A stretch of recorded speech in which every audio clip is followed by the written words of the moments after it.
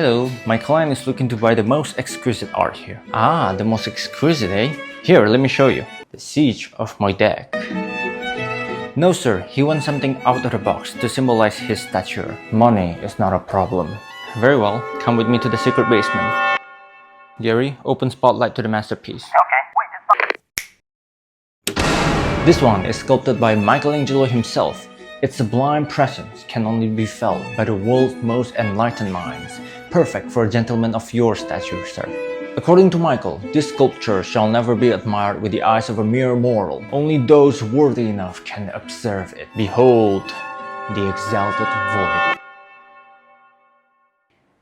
Are you Bravo, bravo, I buy now. What? Very well, sir. You can proceed to the waiting room upstairs. Sir, remove the statue from maintenance. What are you saying? I just sold...